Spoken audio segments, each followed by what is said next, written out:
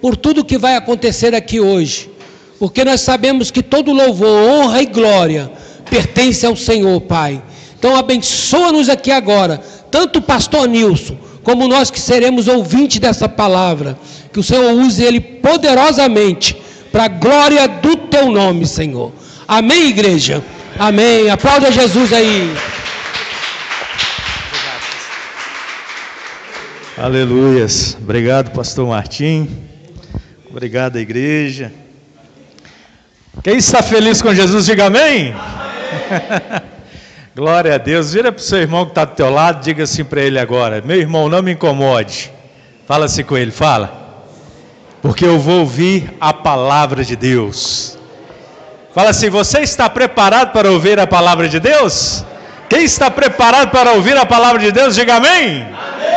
Glória a Deus. Então, sem mais delongas, abra comigo a sua Bíblia no livro de Isaías, no capítulo 11. Isaías capítulo 11, amém, irmãos?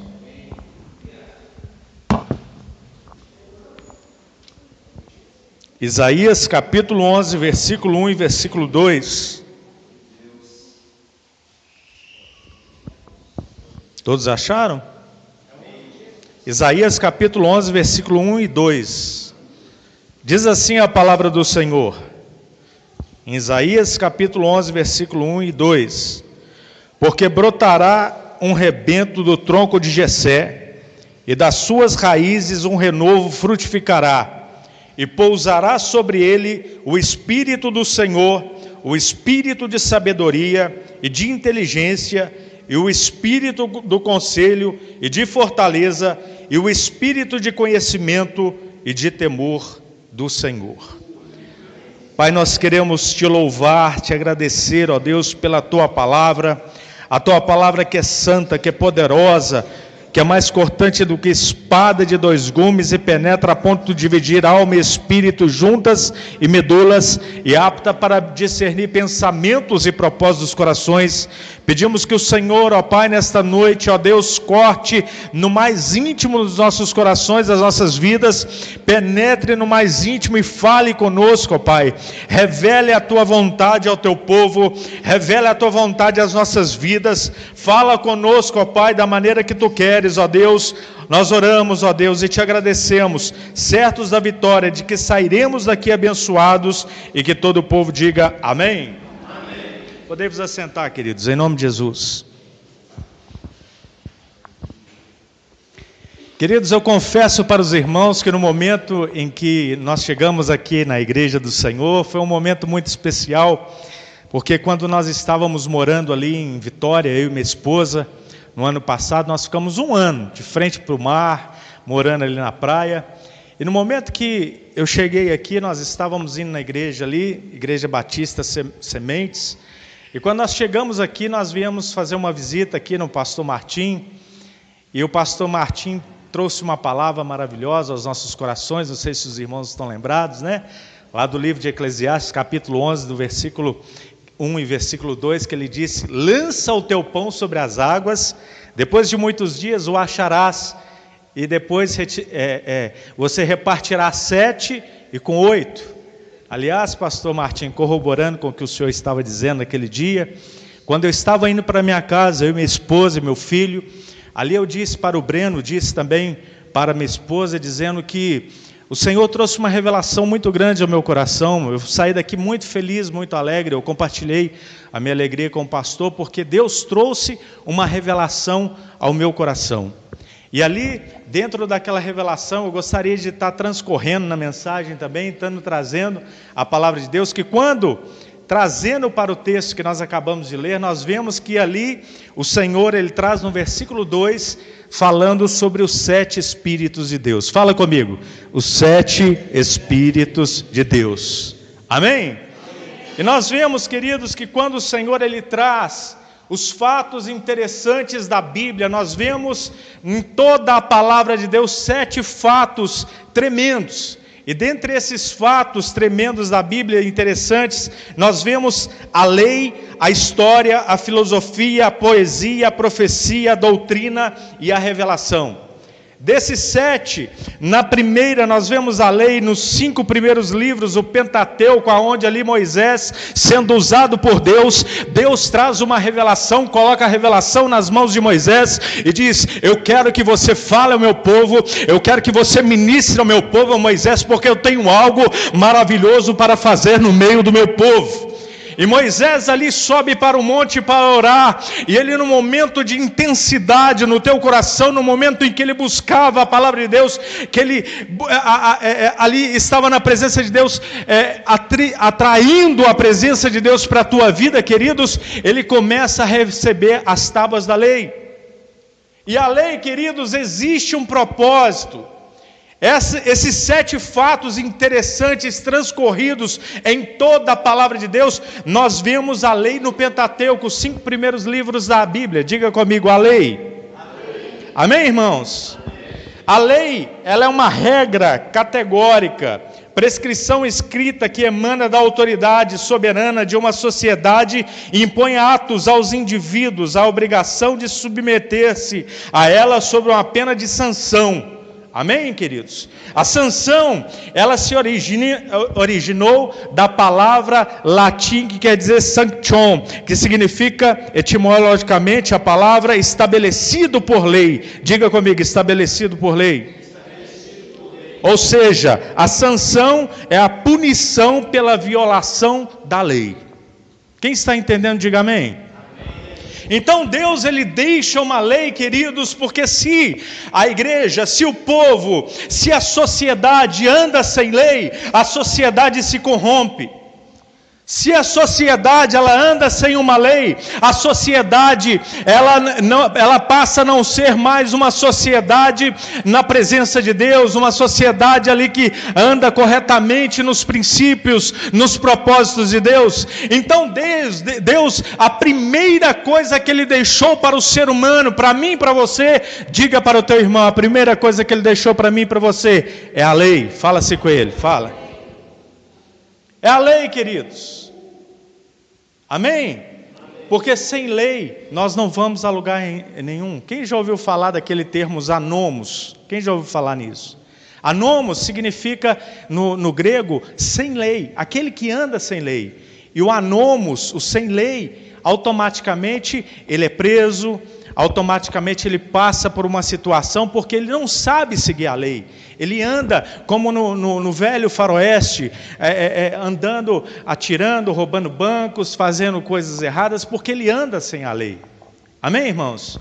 E Deus, ele trouxe sobre os 7 Espíritos de Deus, no livro de Isaías, capítulo 11, versículo 2, e ele trouxe uma revelação dos 7 Espíritos de Deus, que dentre desses 7 Espíritos de Deus, nós vemos aqui também as 7 regras interessantes que a Bíblia trouxe sobre nós.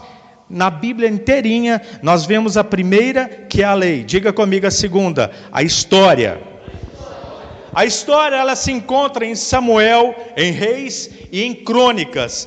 Em outros livros da Bíblia também ela se encontra a história. Então, quando Deus ele traz ali o espírito de sabedoria, o espírito de revelação, a palavra de Deus nos diz aí no versículo 11, vamos ler todos juntos novamente, versículo 2: e repousará sobre ele o espírito do Senhor. Diga comigo, o espírito de sabedoria. Amém, queridos? Essa sapiência, ela não vem de homens, ela não vem do pastor Martim, ela não vem do pastor Nilson, ela não vem da Josiane. Essa sapiência, a sabedoria sobrenatural, ela é dada por Deus, ela vem de Deus. Só Deus pode nos dar. E se nós não buscarmos essa sabedoria, nós nunca a acharemos a não ser na presença de Deus. Quando nós buscamos, queridos, a verdadeira sabedoria, ela encontra-se também na história, no conjuntos, porque a história é o conjunto de conhecimento relativo ao passado da humanidade e à evolução, segundo o lugar, a época, o ponto de vista escolhido. Amém, irmãos? Então a história é uma origem no antigo termo grego que significa história, conhecimento através da investigação. A história é uma ciência que estuda o passado. Diga comigo, a história é uma ciência que estuda o passado. Então, queridos, nós vemos em toda a história do povo de Deus, quando ali eles começam a contar a história de todo o povo de Deus através, nós estudamos sobre a lei, que são os livros de Moisés, o Pentateuco, e nós vemos também através do Talmud, que era a lei que era dada de forma oral, quando o povo de Deus ele saía e buscava ali a palavra de Deus, e era passado ali de geração em geração, através de uma conversa. Um exemplo, o pastor Martim conversava com a Celi e falava: hoje aconteceu isso lá na igreja, e era registrado e era passado para os filhos do pastor, passava para o Tiago, do Tiago passava para o outro filho, do filho passa para o neto, e assim vai sucessivamente. Então o Talmud era uma lei, era uma regra que era passada de forma oral. Então, em outras palavras, para se obter a palavra de Deus era necessário acreditar, crer, e era necessário também ter fé e tomar posse daquela palavra de Deus, daquilo que Deus tem para a minha vida e para a tua vida, através da história, através dos fatos históricos que Deus deixou, através de Davi, Salomão, os profetas, através do nosso Senhor e Salvador Jesus Cristo. Amém, irmãos? Porque sem fé é impossível agradar a Deus. Amém? A fé é a necessidade que nós temos de estar na presença de Deus, porque sem fé nós não conseguimos estar na presença de Deus. Sem fé nós não podemos estar na presença de Deus. Abra comigo o livro de Isaías capítulo 61, diz assim a palavra do Senhor. Isaías capítulo 61, vai abrindo, alguns capítulos à frente, diz assim: o Espírito do Senhor Jeová está sobre mim, porque o Senhor me ungiu a pregar boas novas aos mansos, enviou-me a restaurar os contritos de coração, a proclamar liberdade aos cativos e a abertura de prisão aos presos, a pregoar o ano aceitável do Senhor e o dia da vingança do nosso Deus, a consolar todos os tristes, a ordenar acerca dos tristes de Sião, que lhes deem ornamento por cinza, óleo de gozo por tristeza, vestes de louvor por espírito angustiado, a fim que se chamem árvore de justiça, plantação do Senhor, para que ele seja glorificado. E edificarão os lugares antigamente assolados, e restaurarão os que de antes destruídos, e renovarão as cidades assoladas, destruídas de geração em geração. E assim vai. Amém, queridos? Amém.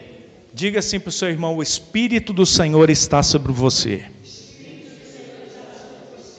Assim como o Espírito de Deus estava sobre a vida de Jesus, no momento em que ele andou sobre esta terra, no momento em que ele foi crucificado, no momento em que ele foi humilhado, maltratado, perseguido, pisoteado, o Espírito do Senhor também está sobre você, meu irmão, minha irmã, porque você é o corpo de Cristo. Cristo é o cabeça, mas você é o corpo. Glória a Deus. Nós, sendo o corpo de Cristo, queridos, automaticamente, quando a cabeça ela manda, o corpo obedece.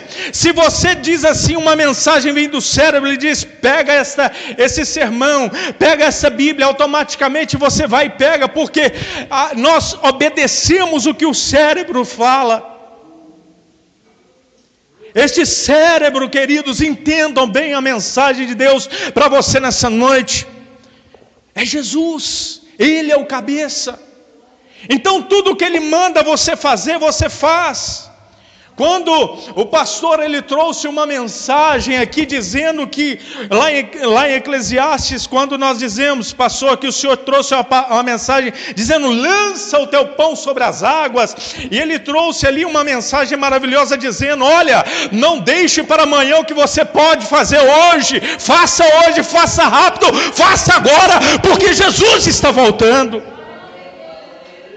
Queridos, eu entendi aquela mensagem quando eu saí, fui para minha casa, eu fui feliz, alegre, saltitante, e falando com a minha esposa como fui abençoado, porque o número 7 na Bíblia, ele significa perfeição. Deus quer que você faça algo perfeito para Ele, Deus quer que você faça algo para Ele com excelência, porque Ele é perfeito, e é por isso que Ele trouxe a revelação dizendo: olha, lança o teu pão. Sabe por quê? O pão hoje, você pode estar olhando para ele pode estar parecendo velho, mas quando você lança sobre o pão sobre as águas, ele vai inchando, ele vai crescer. Esse pão vai crescer por causa das águas. A água da palavra de Deus vai penetrar nesse pão, e quando esse pão começar a inchar, você vai pegar e vai repartir com 7, vai repartir até mesmo com 8. Sabe qual a revelação que Deus trouxe para mim, queridos? Eu quero compartilhar de uma maneira maravilhosa com você, porque é algo lindo que Deus trouxe para mim. Assim como Deus ele trouxe que ele repartiria por 7, que o 7 é a perfeição. Ele trouxe também, reparta com 7 e também com 8. Diga comigo, e também com 8. Porque o número 7, preste bastante atenção, é a perfeição de Deus. O número 7 é a perfeição. Mas o número 8, sabe o que significa na Bíblia? Recomeço. Vira para o teu irmão que está do teu lado e diga assim para ele: meu irmão, quando você faz algo com perfeição, Deus ele te dá um novo recomeço. Fala assim com ele, fala. Quem crê que Deus te dá um novo recomeço nessa noite, diga amém. Amém. Diga: eu tomo posse em nome de Jesus. Então esse recomeço, queridos, é algo lindo, é algo maravilhoso. Nós devemos fazer com prazer, nós devemos fazer com amor, nós devemos fazer com dedicação. Deus, Ele não fica devendo nada a ninguém. Assim como Deus, Ele falou que iria te abençoar, assim como Deus, Ele ministrou que o Espírito do Senhor Jeová estava sobre mim, falando acerca de Jesus. Ele nessa noite está dizendo para mim e para você: o Espírito do Senhor está sobre mim, o Espírito do Senhor está sobre você, porque Ele te levou a proclamar libertação aos cativos, em o nome de Jesus. Glória a Deus.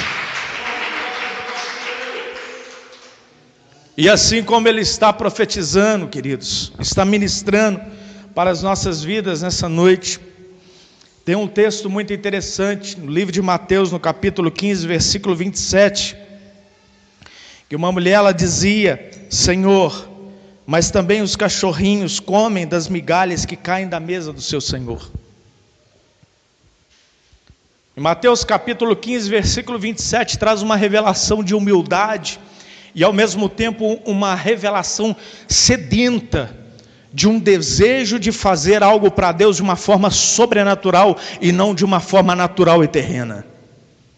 Aquela mulher, eu creio que ela não estava ali diante de Jesus de uma forma assim, oh Jesus, por favor, faça isso para mim, oh Jesus, pelo amor de Deus. Mas eu creio que aquela mulher, ela saltava e dizia: olha Jesus, eu preciso dessa bênção, olha Jesus, eu preciso que o Senhor faça isso para mim, olha Jesus, eu preciso. Aí Jesus vira para ela, queridos, e humilha aquela mulher, dizendo: olha, você acha acha que eu vou pegar do pão dos meus filhos e vou dar aos cachorrinhos? E ali aquela mulher não foi para casa chorando, dizendo: esse aí fala que é o Filho de Deus, mas ele falou assim comigo, eu não quero mais ir na igreja, porque ele falou assim comigo. Mas ela chegou diante do Senhor de uma numa posição, queridos, que ela teve, numa posição de humildade, e disse: olha, Jesus, amém, mas até os cachorrinhos, eles comem da migalha que caem da mesa do seu Senhor. E eu creio que se eu andar com o Senhor, se eu estiver andando ali de um lado para o outro, eu vou comer dessas migalhas, porque eu creio que o Senhor tem bênçãos também para me dar, em nome de Jesus, e eu recebo essa bênção, porque ela vem do Senhor. Ela cria, queridos, que os 7 espíritos que estavam sobre a vida de Jesus viria sobre a vida dela também. Em outras palavras, eu também quero esse Espírito, Jesus, que está sobre o Senhor. Eu também quero fazer o que tu fazes. Eu também quero andar contigo, eu quero te servir, eu quero te amar de todo o meu coração, eu quero fazer o que tu queres. E no momento em que ela se coloca ali, queridos, Jesus a aprovou. Às vezes você está na sua casa, quem tem cachorrinho aqui, levante as mãos. Nós somos apaixonados pelos nossos cachorros, não é verdade? Eu tenho uma chamada Mitzi, um chau-chau. E ela, tipo assim, você joga uma garrafa PET para ela, ela sai correndo, é uma alegria, eles querem uma atenção. Você joga uma bolinha, ela vai lá, você pensa assim: você está fazendo hora com a cara do cachorro? Não. Aquilo ali você está dando uma atenção para ele, vem lá com a bolinha, balançando o rabinho, e vem, pega e põe a bolinha ali na sua mão novamente para você jogar de novo. Estou mentindo? É ou não é verdade? Às vezes, queridos, Deus permite situações na minha vida e na tua vida, que você pensa assim: olha aqui, Jesus, o Senhor está fazendo hora com a minha cara? Eu sempre servi ao Senhor, sempre fiz o melhor para o Senhor, por que o Senhor está fazendo isso comigo? Às vezes Deus está te provando, está me provando, dizendo assim: olha, vai correndo pegar a bolinha e traga novamente nas minhas mãos. Olha o que eu estou fazendo na tua vida, meu irmão, minha irmã, não desanimes. Se o diabo ministrou no teu coração para você não estar na casa do Senhor, para você não buscar a Deus, para você não orar, queridos, não aceite, repreenda esse nome de Jesus, porque nós estamos certos de que Jesus, Ele está fazendo algo maravilhoso, Ele está colocando sede em nossos corações, porque nós adoramos a Ele, nós temos o desejo de estar na presença dEle, amém? Desses textos que nós lemos sobre o Espírito de Deus, nós vemos em Mateus capítulo 3, versículo 16, na parte B do versículo, diz assim: e viu o Espírito de Deus descendo sobre pomba, como uma pomba vindo sobre ele. No livro de João, capítulo 1, 32 e 33, na parte B do 33, diz assim: sobre aquele que vires descer o Espírito, e sobre ele repousar, esse é o que batiza com o Espírito Santo. João Batista estava ali batizando o povo. João Batista estava ali fazendo a obra de Deus, pregando. Aí Deus ministrou uma palavra profética dizendo para ele assim: olha, João Batista, sobre aquele que vires descer o Espírito Santo, esse é o que eu tenho algo para fazer na vida dele. Amém, irmãos? Então, desses 7 fatos interessantes sobre a Bíblia, nós vemos a lei, nós vemos a história, e terceiro, diga comigo, a filosofia. A filosofia nós vemos no livro de Jó e no livro de Eclesiastes. A filosofia que quer dizer amor pela sabedoria. Amém, irmãos? Então a filosofia é o campo do conhecimento que estuda a exigência humana e o saber por meio da análise racional. No grego quer dizer amor ao conhecimento. Filos, amor. Zofia, conhecimento. É por isso que Jesus fala sobre aquele amor, o amor filéu. Amém, irmãos? que vem da mesma raiz grega, philos. Então Deus, Ele quer trazer ao meu coração, ao teu coração, algo tremendo, um amor pela sabedoria, um amor não pela uma sabedoria terrena. Vira para ele, vira para o teu irmão e diga assim: Deus quer trazer um amor pela sabedoria dele. Amém, irmãos? É por isso que nós vemos no livro de Jó. Aí você pensa que sabedoria é saber falar bonito? Aí você imagina que sabedoria é saber pregar, é saber orar, é saber... Não tem nada a ver. Você pode ser uma pessoa sábia, trabalhando no armazém, e as pessoas olharem para você e dizerem assim para você: olha, aquele irmão que trabalha lá, aquela irmã que trabalha comigo, eles são pessoas extremamente sábios. Quando eles abrem os lábios, a boca, eu sinto que algo diferente sai dos lábios. Então essa sapiência, ela não vem do homem, ela vem de Deus. Amém, irmãos? E Deus, Ele quer trazer essa sabedoria. Então, a filosofia você não encontra ele em outros livros, a não ser no livro de Jó e no livro de Eclesiastes. Aí você pensa que Jó era um homem extremamente sábio. Qual era a sabedoria que Jó passou, irmãos? No momento em que ele fora humilhado, maltratado, perseguido, pisoteado, os seus próprios amigos o detestavam, os seus próprios amigos os perseguiam. Ali os próprios amigos diziam, a própria mulher dizia para ele: amaldiçoa esse teu Deus e morra. Mas em momento algum da Bíblia, a sabedoria que ele teve, herdada por Deus, esse amor ao saber que Jó teve, trouxe uma consciência para a vida de Jó de fé, porque ele tinha certeza de que tudo aquilo que ele estava passando era passageiro e que Deus iria mudar a tua sorte. Mas Deus precisava mudar algo na vida de Jó, queridos. Ah, pastor, mas a Bíblia diz que o próprio Deus falou sobre Jó, que ele era um homem íntegro, reto, temia a Deus e se desviava do mal.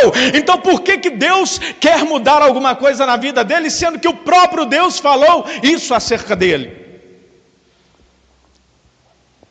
Homem íntegro, reto, temente a Deus e se desviava do mal. Deus pensava isso acerca de Jó. Mas nós vemos no capítulo 23, queridos, cerca de 40 vezes, ali você vai ouvir os pronomes eu, meu, minha, nosso. Quando a minha casa estava em pé, quando o meu gado estava aqui, quando os meus filhos estavam ao meu redor. Deus precisava trabalhar no ego de Jó, naquilo que era mais importante, porque Deus queria fazer algo irrepreensível na vida dele. Então Deus começa a tocar na vida de Jó e dizendo assim: olha Jó, assim como você está passando essa dificuldade, eu tenho um propósito nessa dificuldade, porque um dia você vai escrever sobre isso, e isso será usado como inspiração, porque o meu Espírito está sobre você. Quem está entendendo a mensagem, diga amém. Está muito complicado, irmãos, de entender? Deus permitiu todas as lutas que Jó passasse. Deus permitiu, para que ele testificasse do poder sobrenatural dele na vida de Jó. Fala assim: meu irmão, não reclame. Fala assim com ele, fala. Porque Deus tem algo maravilhoso para fazer na tua vida. Diga comigo: 7 fatos interessantes sobre a Bíblia. E o quarto fato, diga assim comigo: poesia.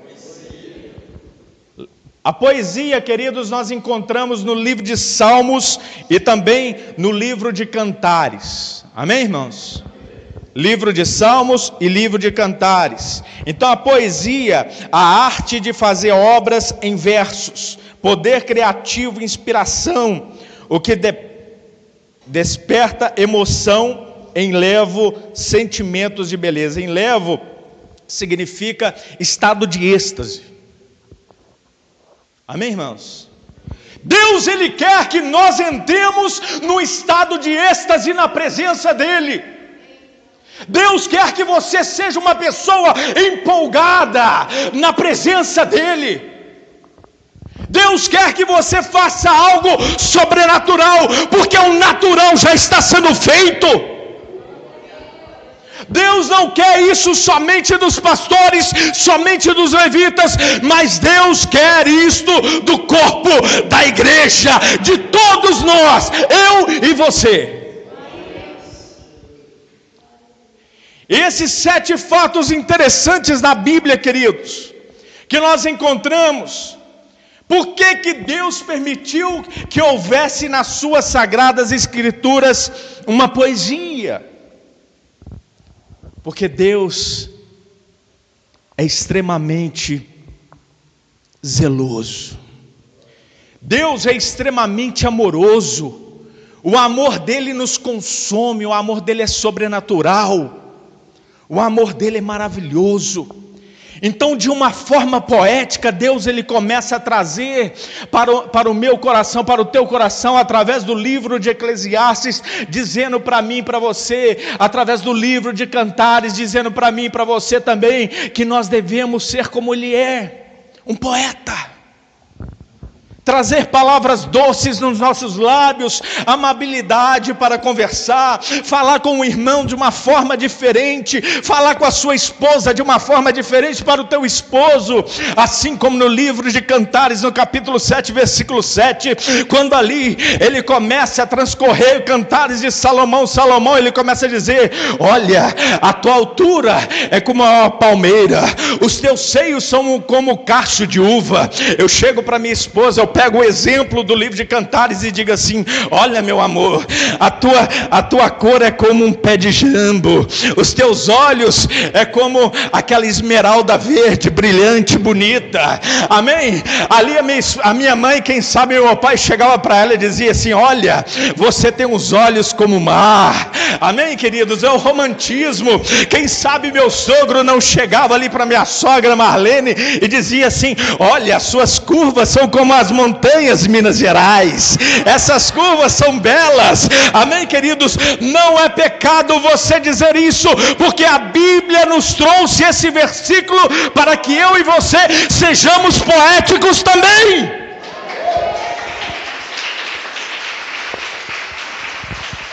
Amém? Agora, acerca da pastora Celi, quem pode falar? Só o pastor Martim. Acerca da pastora ali, é só o pastor que pode falar, o pastor Salem. Amém? Não é mesmo, pastor? Deus, ele quer trazer ao meu coração, ao teu coração, queridos, novamente resgatar essa amabilidade quando vocês entram na casa do teu irmão e você é amável com ele, e ele fala assim: oh meu Deus, como esse irmão é amável. Oh meu Deus, como essa irmã é amável. Então o Senhor, ele trouxe a sabedoria, ele trouxe para nós a lei, a história.